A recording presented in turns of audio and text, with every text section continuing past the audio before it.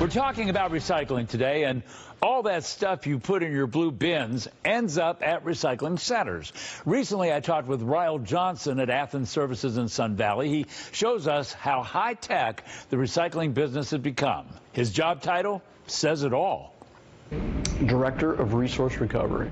What is that? So we're looking at trash as a resource, and we're trying to recover as many resources as we can. So my job is to figure out how to do that. That's a Max AI unit, which is a robotic unit, actually using artificial intelligence. It's got millions of images stored in it. As material goes by it, a light source and camera, again, look at the source of material going by, makes a decision whether it should sort it or not. If it does sort it off, it then makes another decision on which location to place that material, and then it gets further processed into new material. It could look for a neck of a bottle and identify, just like you would make a decision. When you look at something, you might say, that's a PET bottle or that's an aluminum can, but based on its shape. So it's actually taking shape and characteristics and making a decision. We have optical sorting equipment that actually looks down at the waste with a light source. Camera looking for a reflective signature. When it sees that reflective signature, a computer tells an error first to blow that material off the line, and then it goes to a quality control station where we then recycle it into new products. This is an eddy current separator, and it is designed to repel aluminum. It's got a drum of rare earth spinning at a high rate of speed. It repels the aluminum as it goes by and ejects it to a quality control station. Aluminum is very valuable. Raw earth aluminum, as it comes out as an ore, takes a tremendous amount of energy to make it into actual aluminum, and to smelt aluminum back into aluminum is very efficient and uses a fraction of the energy as it would.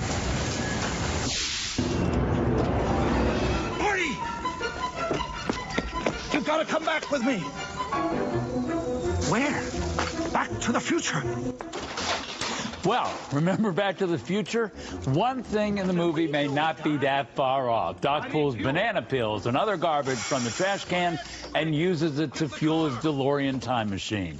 The people at Athens Recycling actually tell me the researchers are making progress on turning Back to the Future into a reality today.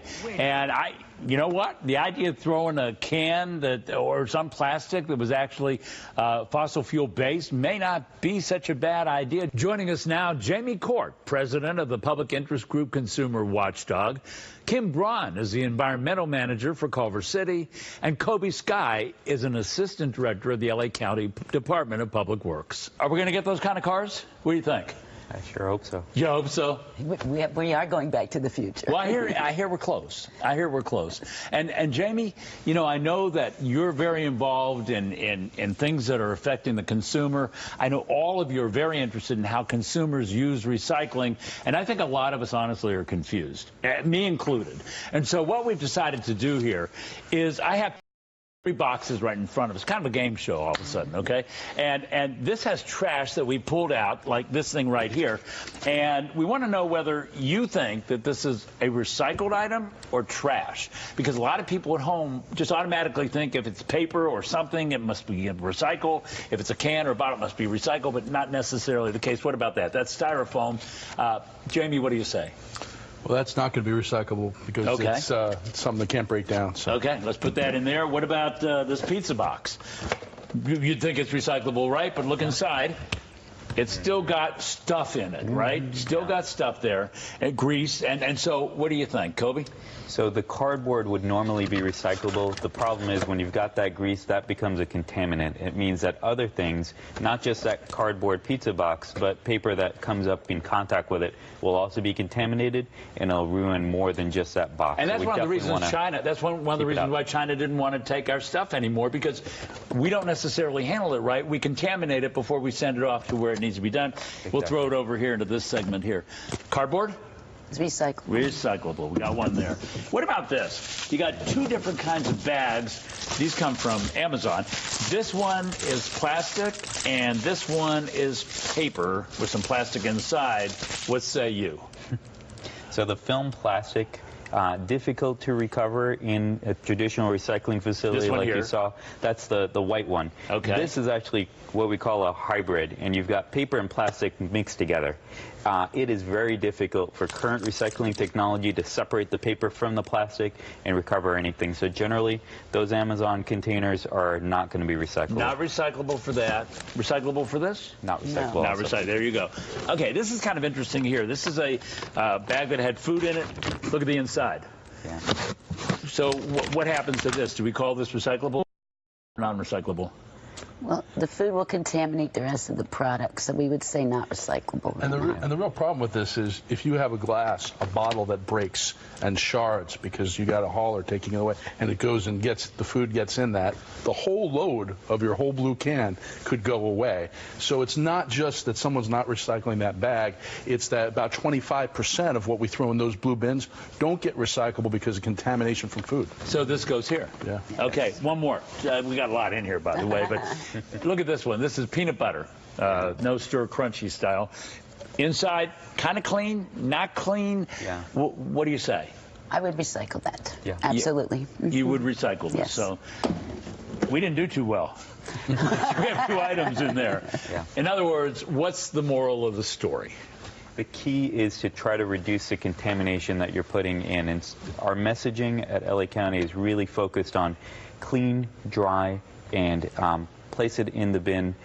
If you can, for example, take a yogurt container or a soda bottle, clean it out first, dry it out, and then put it clean into the recycling bin. That's going to help the recycling system to be a lot more effective. However, we have raised the point that recycling is not so good these days. And so we have to recycle the recycling industry. Should we just stop doing this stuff? Kim? Absolutely not. I see hope in our recycling crises at this point in time. It's forcing us to develop an infrastructure within our own states and across North America, which eventually 5 or 10 years from now will be able to make us more sustainable and non-dependent on other countries trying to take our So materials. we rehearsed well. Now things aren't the way we want them to be. And if we keep doing the exercise over and over again, when things get better, assuming they get better, we'll know to continue to do it the way we've been doing it. Jamie, I'm going to come back to you in the next segment. Still ahead, the whole controversy over deposits and bottles and cans, and why grocery stores and some recycling centers are unwilling to pay up. We'll be right back. All those bottles and cans you buy, you're paying a deposit that you're supposed to get back if you return the bottles for recycling. But very few stores honor that anymore, and a lot of recycling centers have closed or they don't have the money to pay. For consumers, that deposit adds up to 5 cents for every bottle or a can under 24 ounces and 10 cents for each large container over 24 ounces. Jamie Court of Consumer Watchdog, that's a problem. It is. I mean, you know, we did a study, found out about a $1.5 billion we're forking over in dimes and nickels, but we're getting about half of it back, about a little bit more than half. And the problem is that grocery stores are supposed to be the provider of last resort. They are not taking back the empties. The recycling centers, 40% have closed in recent years, and the state, Cal Recycle, which Senator Allen is charged with implementation of his bill, hasn't really managed this well. They've got a big reserve fund of over $300 million that they could pay to keep these closing recycling centers open. They're not tapping it. They tend to favor the waste haulers, the curbside haulers. Those guys get our redemption when we throw it in the blue bin, assuming it's not contaminated or broken. And so consumers are losing. It's becoming more of a tax than a deposit. We think this is really a call to go to do what works in the rest of the world, like Europe, where we have the grocers taking back everything in modern reverse recycling machines. It's cleaner, it's safer, and you get your money back. Now, we've talked to a representative from Cal Recycling. We brought up some of the points that you have raised in recent news conferences, and here's what they said. They said recycling centers are private, and they can close if they're not profitable. The reserve money is actually budgeted funding for the upcoming quarter. That's the way they put that. And stores that don't pay deposits are warned and cited for violations. They're more than 1,300 citations that have been written over the last 5 years. So they don't agree with you. Well, look, we went to 50 stores, and they're on our website, and you can look at the videotapes. 2/3 of them, when they're supposed to on Cal Recycle's list, didn't take back bottles and cans, even when they had a sign in the window saying they were supposed to. Cal Recycle's not following the law. In terms of the money, they do free up money for these centers. They just don't give them enough, and it's not a long-term fix. The long-term fix is trying to change the law so this all works better. But in the meantime, the bargain we had was we'd have these recycling centers so that the grocers didn't have to do everything. When half of those recycling centers closed, and the last one just west of the 405 in Santa Monica closed just last month, so there's no place west of the 405 for hundreds of thousands of people to go. They don't recycle, they won't recycle, and curbside is an imperfect system. But most importantly, if you put a bottle and can at curbside, you don't get the redemption back. So I think this is a wake-up call for the governor to look at what works in Europe and other countries and to say, hey, grocers everywhere, if you're a big enough size, take back the bottles and cans, invest in those reverse recycling machines. We'll incentivize the payments, but Cal Recycle, unfortunately, is an agency that cannot and will not do it because it's mired in the same kind of problem in Sacramento that's kept the system where it is, which is the waste haulers control the system because they're politically powerful. They want to go curbside even with the contamination and rake in the dough. The grocers and the beverage companies, the soda companies that are supposed to handle this, as they do in the rest of the world, don't want to change the system and take responsibility for recycling the scrap. If we did that, it would be a better system, but it's a huge political lift in Sacramento. It's going to be up to the governor to do. Kobe, how does the county look at that? So there's one thing Jamie points out that's really important, which is that we have to make it easy and convenient for our residents to recycle. And a lot of people count on being able to get that rebate, that CRV value back as part of their income stream. So we're seeing that 40% of our recycling centers closing. It's going to be a really big issue for them to be able to bring back those recyclables. Curbside is definitely convenient for many people, but we need more recycling centers. Kim, why don't you pick up on that? Because the recycling centers is what you deal with in Culver City. Correct. We do have a buyback center in Culver City, and it's pretty popular.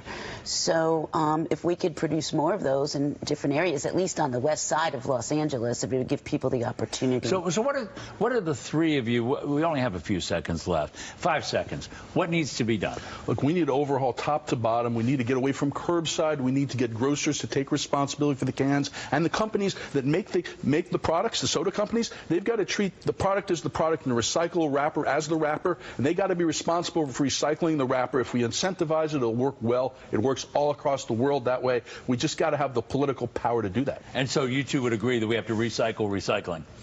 Is that basically the bottom line?